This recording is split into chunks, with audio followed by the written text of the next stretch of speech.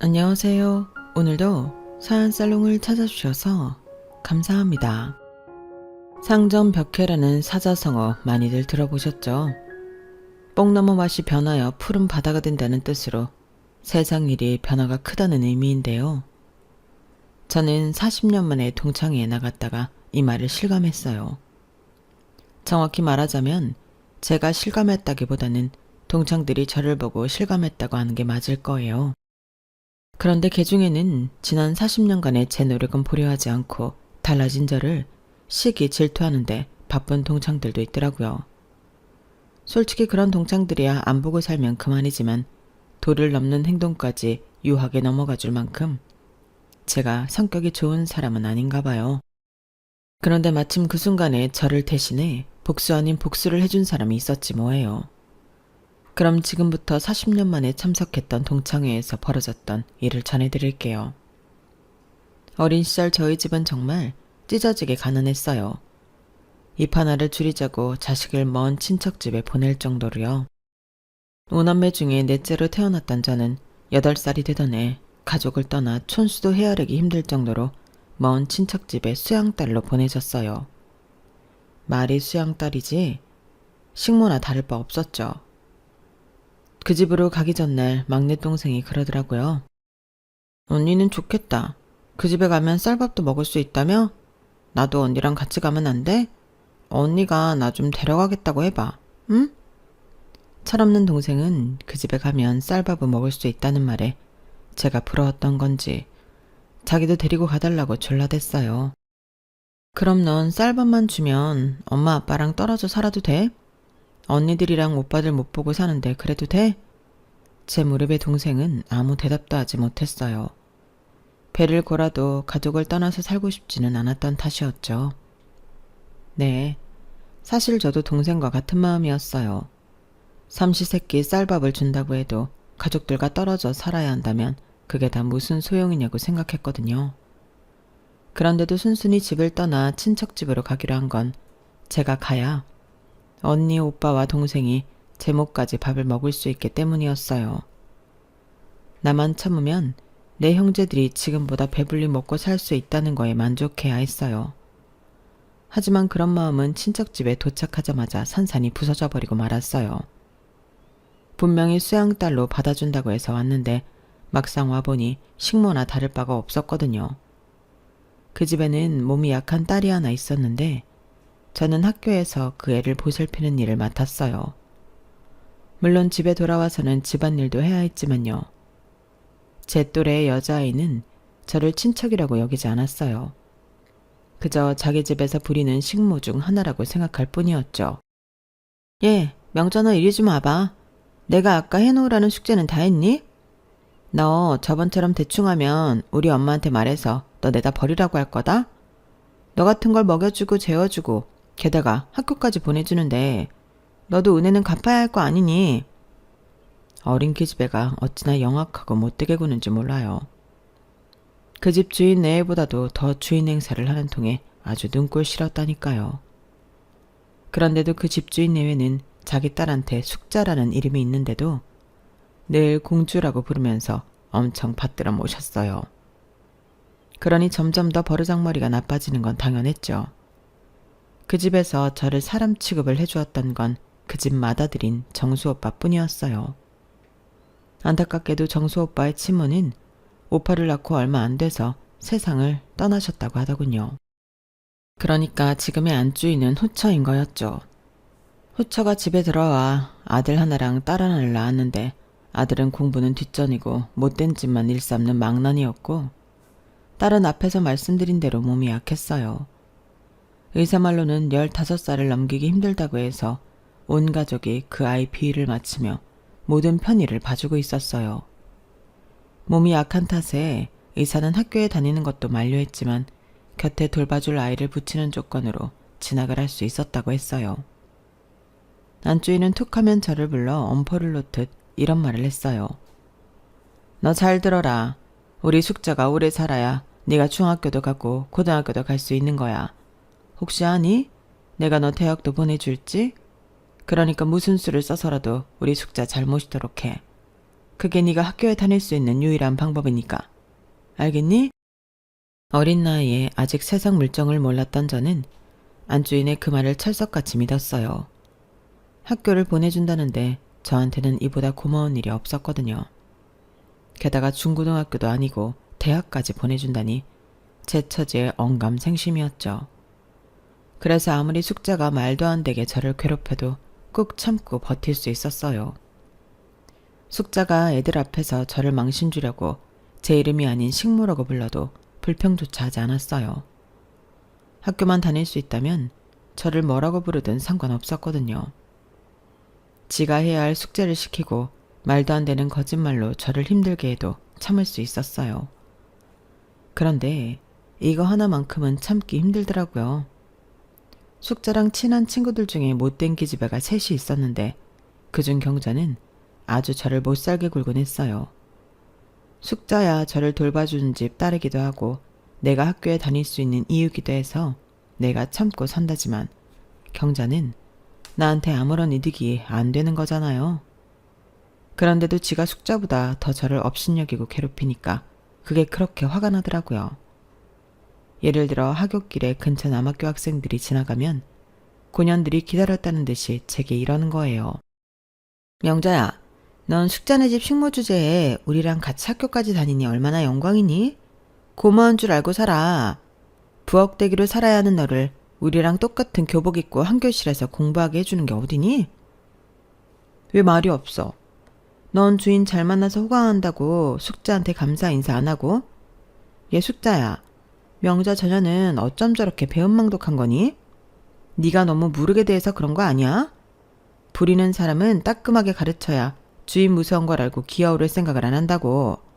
하여간에 숙자 넌 너무 착해서 탈이라니까.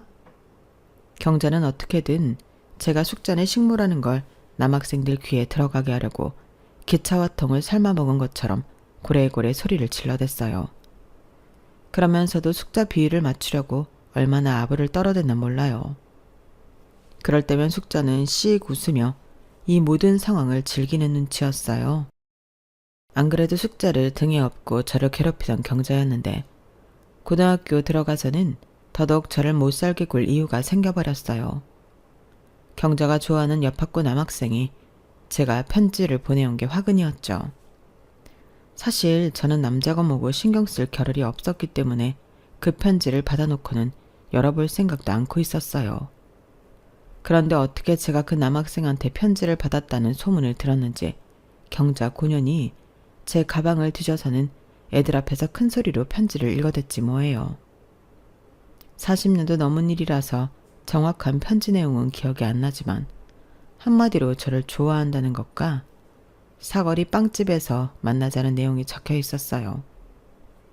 얌전한 고양이가 부뚜막에 먼저 올라간다고 내가 이럴 줄 알았어. 식모살이 하는 주제에 언제 승민 오빠는 꼬셔선 이런 연애 편지까지 주고받잖아. 숙자야, 니네 어머니한테 말해서 쟤 좀 내보내야 하는 거 아니니? 명자 행실을 봐선 언제고 주인집 어른들 얼굴에 먹칠할 게 뻔하다고. 하여간 어디서 못된 것만 배워서는 벌써부터 남자랑 연애질할 생각을 하니? 주체도 모르는 년이 말이야.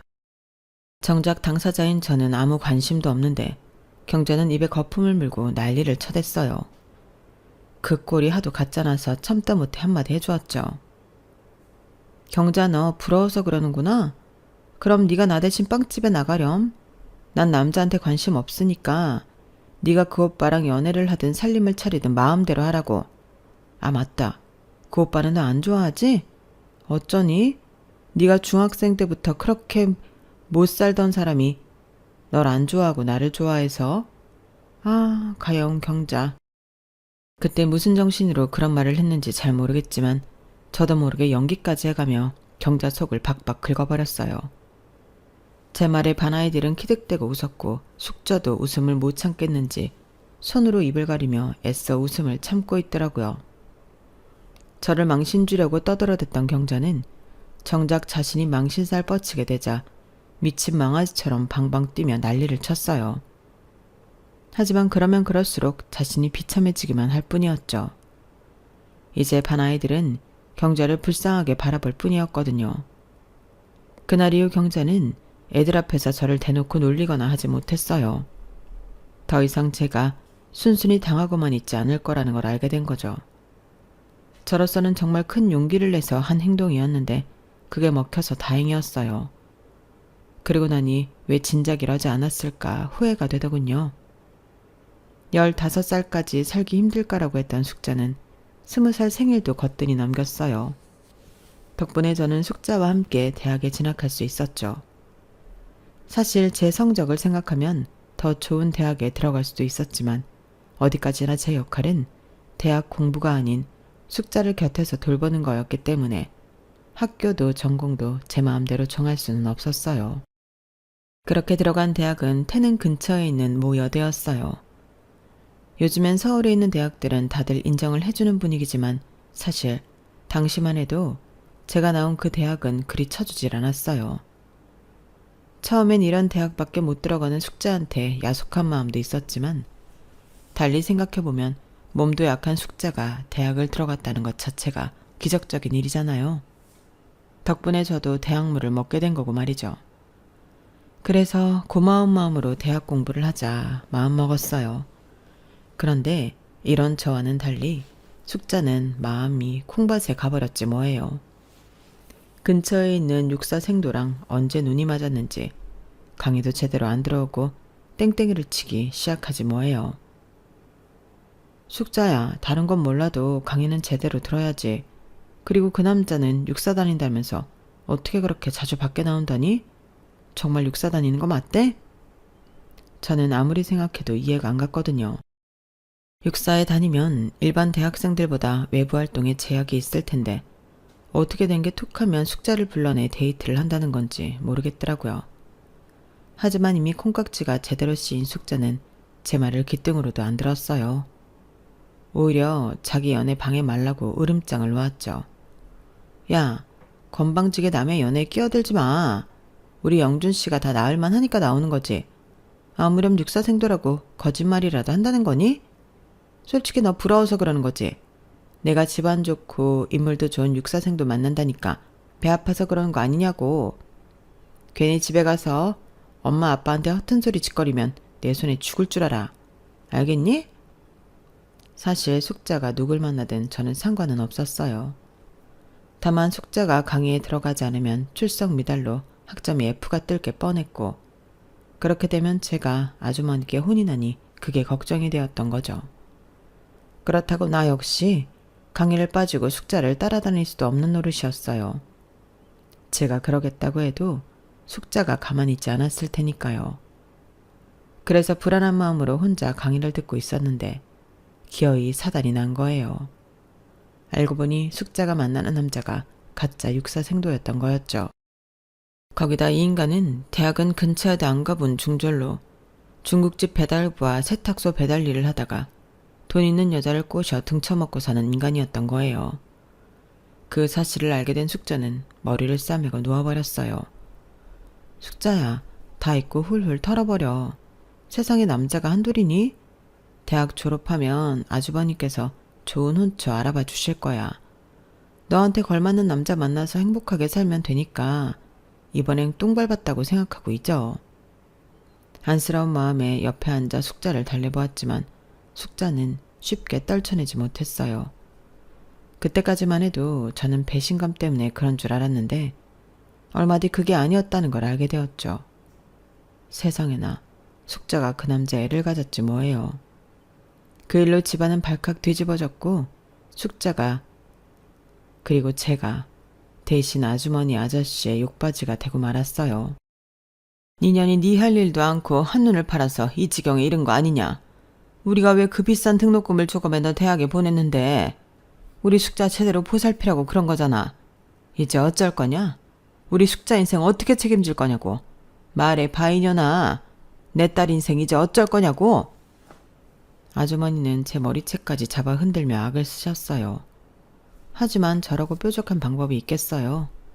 그저 잘못했다고 용서해달라고 싹싹 빌 뿐이었죠. 아주머니는 정작 사고를 친 당사자인 숙자는 몸이 약하다는 이유로 털끝 하나 건드리지 않으셨어요. 이후로도 화가 치밀 때마다 숙자가 아닌 제게 욕설과 주먹질을 하셨더랬죠.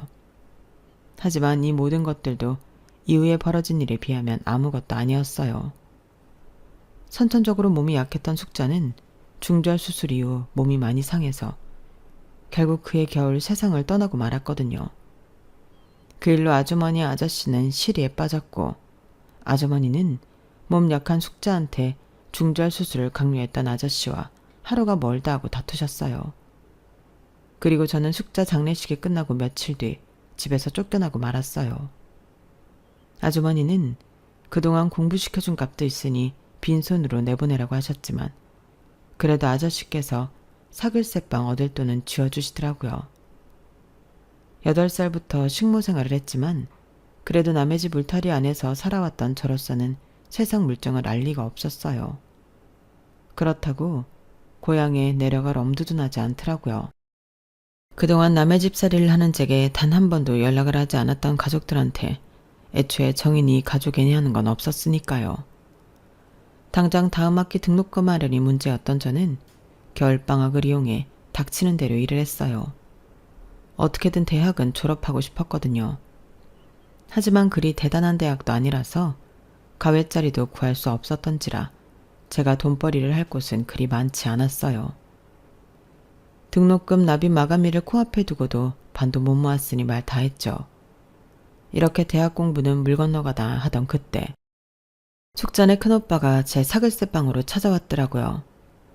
한 집에 사는 동안 저한테 유독 잘해주었던 오빠라서 그랬는지 오빠 얼굴을 보자마자 눈물부터 핑 돌더라고요. 오빠는 제게 돈 봉투를 내밀며 앞으로도 힘들면 언제든 연락하라고 했어요. 그 집 본처 자식임에도 식모살이를 하는 저나 별반 다를 바 없는 대접을 받고 살았던 오빠였기 때문에 선뜻 그 돈을 받기 힘들더라고요. 명자야, 그래도 네 덕분에 내가 그 집에서 살면서 덜 외로웠다. 그러니까 이건 네 오빠가 동생한테 주는 거다 생각하고 받아줘. 그래도 그렇지 돈을 어떻게 받아요. 오빠도 집 나가 살면서 많이 힘드실 텐데요. 그래도 나는 내 손으로 돈벌이를 하잖니. 네가 생각하는 것처럼 생활이 어려운 것도 아니고 무엇보다 나는 그 집 아들 아니니. 지금은 아버지가 새어머니 치마폭에 쌓여 있으시다 해도 나중에 그 재산은 내 앞으로 올 거다. 우리 아버지 회사가 그만큼 큰 게 다 우리 외가덕이니 말이야. 우리 외조부께서 그 재산 엄한 대로 가게 안 해. 그러니 돈 걱정은 말고 어떻게든 대학 공부 마쳐라. 배워야 미래가 있는 법이니까.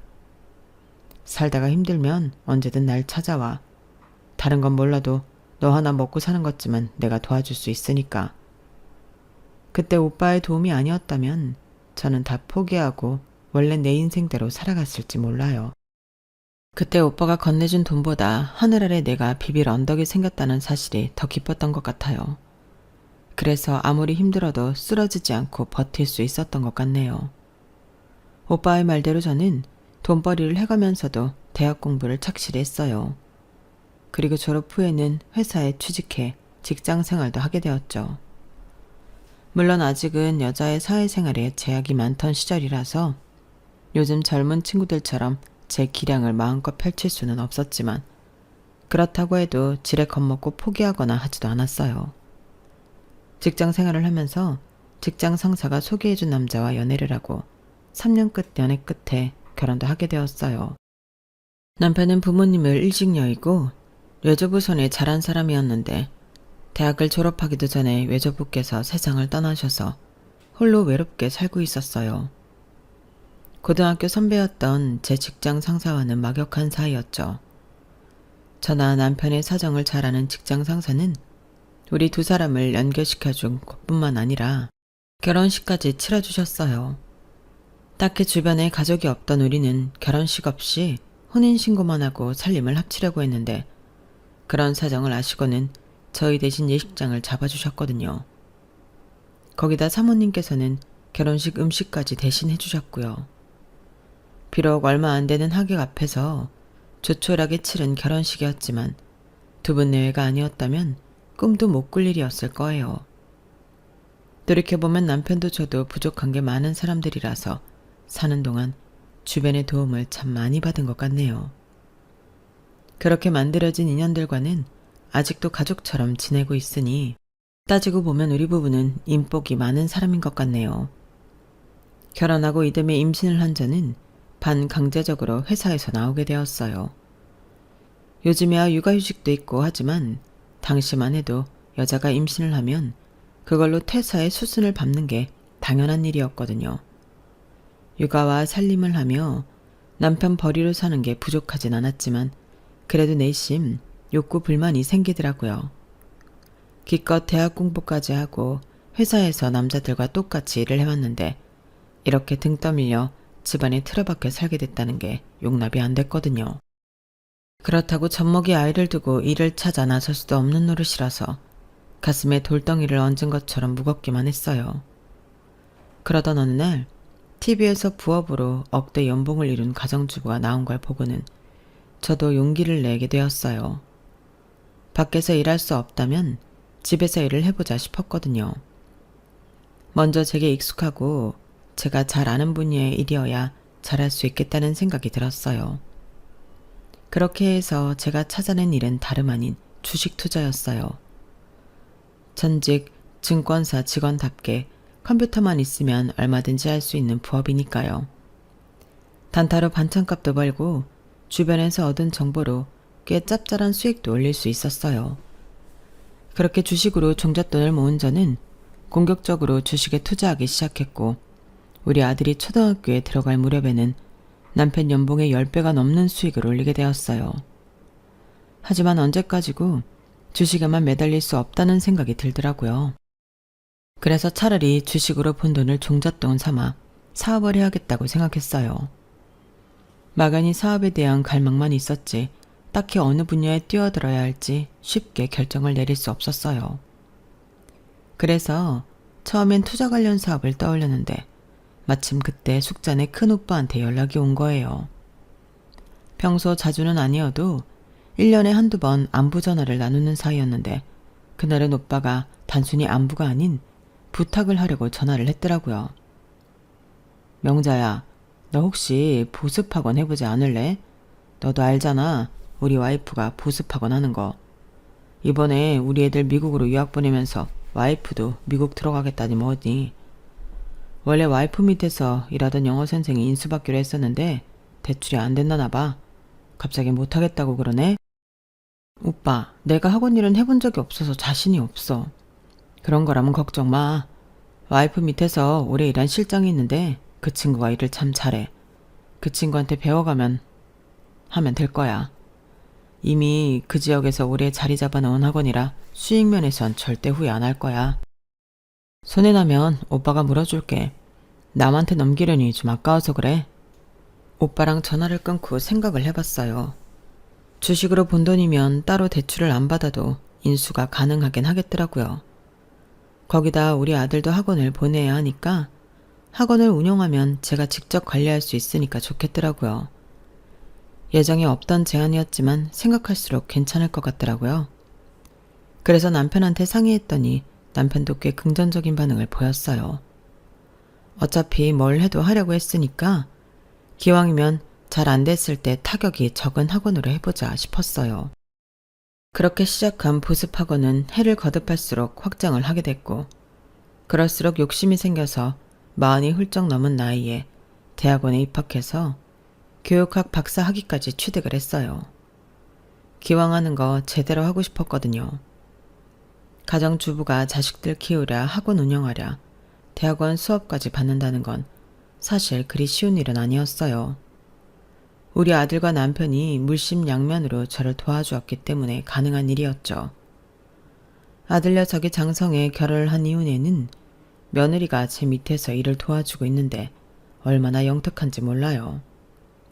손자 손녀도 저희 학원에 다니고 있어서 며느리도 더 학원 사업에 신경을 쓰는 것 같더라고요. 그렇게 정신없이 살다 보니 어느새 환갑을 바라보는 나이가 됐지만 제게 주어진 인생을 열심히 살아왔기 때문에 후회는 조금도 없어요. 한 5, 6년 정도 더 현역으로 활동하다가 남편과 함께 캠핑카 몰고 전국을 돌며 국토 여행을 하는 게 마지막 소원이랍니다. 아직은 일 욕심이 많아서 당장은 일을 그만둘 생각은 없거든요. 그런데 세상 참 좁다고 하루는 학원 앞에서 고등학교 동창을 만났지 뭡니까. 숙자 옆에 붙어서 저를 괴롭히던 3명 중 하나였던 앤데 세월이 흘러서 그런 건지 기억하고 싶지 않은 애라서 그랬는지 정면으로 마주쳤을 때 얼굴은 알아보면서도 선뜻 이름은 기억이 안 나더라고요. 어머, 너 명자 아니니? 숙자네 집에서 식모 살던 명자. 나 기억 안 나? 경숙이잖아. 이름을 듣고 나니 단번에 40년 전 그때 경숙이의 얼굴은 물론 그 패거리들까지 죄다 생각이 났어요. 그래, 기억난다. 그동안 잘 지냈니? 뭐 그럭저럭. 근데 네 손자도 이 학원 다니니? 경숙이의 말에 잠시 멈칫했어요. 아무래도 얘는 제가 손주를 데리러 학원에 온 할머니인 줄 알고 있는 것 같아서 뭐라고 대답할까 고민이 됐거든요. 뭐 그렇지. 그렇구나. 우리 손녀딸도 이 학원 다니거든. 근데 우리 며느리 말로는 이 학원에 등록하기 꽤나 힘들다고 그러던데? 네 손주도 공부를 좀 하나 보다. 우리 손녀딸도 여기 등록시키느라 며느리가 엄청 고생했거든. 아참, 내 정신 좀 봐. 이렇게 만난 것도 인연인데 너 동창회 안 나올래? 여고 동창들끼리 40년 가까이 매년 만나고 있는데 애들한테 네 얘기하면 다들 보고 싶어 할 거야. 다음 주 토요일에 땡땡역 앞에 있는 갈비집에서 12시에 만나기로 했거든. 그날 시간 괜찮으면 너도 나와라. 모르긴 해도 경자가 아주 널 보고 싶어 할걸. 세월이 그렇게 흘렀는데도 어쩌면 재수없는 건 하나도 달라지지 않았는지 잠깐 몇 마디 나눴을 뿐인데도 기분이 확 상할 정도였어요. 그래서 동창회는 거절할까 하다가 이렇게 피하면 더 나를 우습게 알 것 같아서 가겠다고 했어요. 그렇게 시간은 흘러 동창 모임이 있는 날이 되었어요. 평소 같으면 제가 직접 운전을 하고 가겠지만 하필 그날은 3시에 본원에서 입시 설명회가 있어서 기사를 데리고 약속 장소를 향했어요. 도착해보니 예약된 룸 안에 10여 명 남짓한 여고 동창들이 이미 와 있더라고요. 꿈에서도 만나고 싶지 않았던 경자를 비롯해 경자 패거리 중 하나였던 영순이, 그리고 이름도 기억이 안 나는 애들까지 죄다 저를 향해 레이저 같은 눈빛을 쏘더라고요.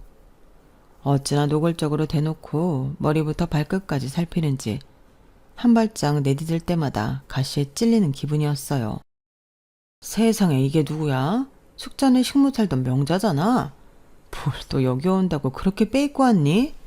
하여간에 못 사는 것들이 남들 앞에 보이는 거야 그렇게 신경을 쓴다니까. 숙자 죽고 그 집에서 쫓겨났다더니 어디서 뭐라고 산 거니? 경숙이가 너 봤다고 해서 얼마나 놀랐나 모른다. 난 네가 하도 소식이 없길래 어디서 굶어 죽나 않나 걱정했잖니. 제게 자리에 앉으란 말도 않고 40여 년 만에 만난 동창을 세워둔 채 인신공격부터 하는 걸 보니 경자 얘도 여전한 것 같았어요.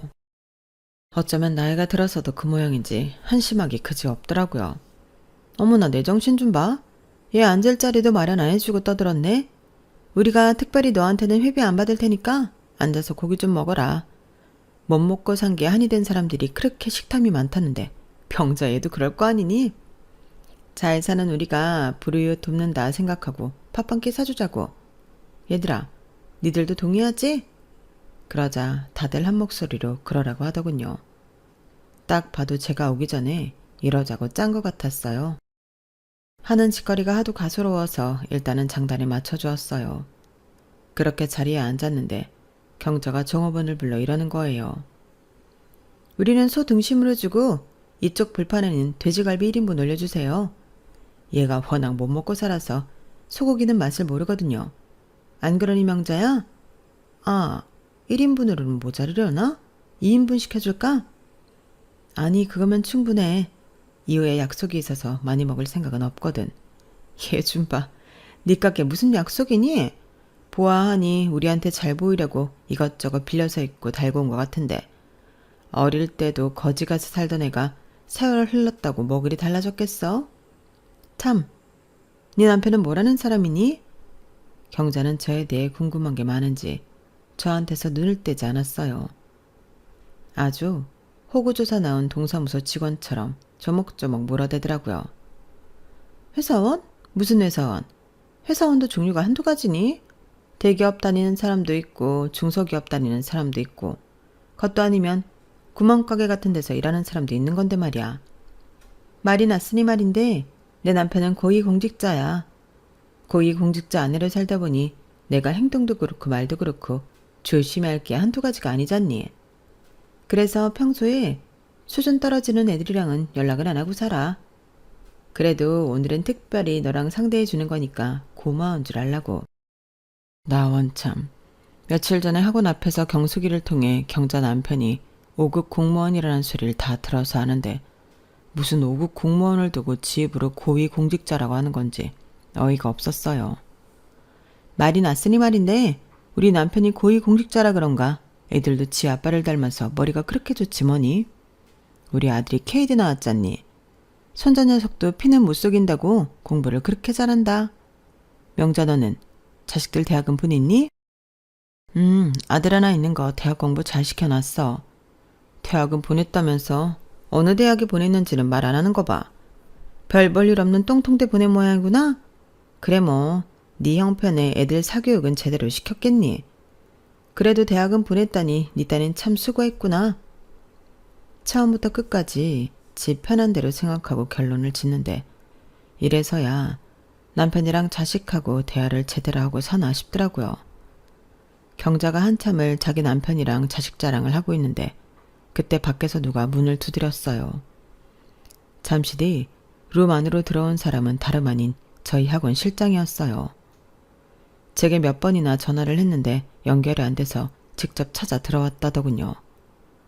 그러고 보니 제가 휴대폰을 무음으로 설정해 두었더라고요.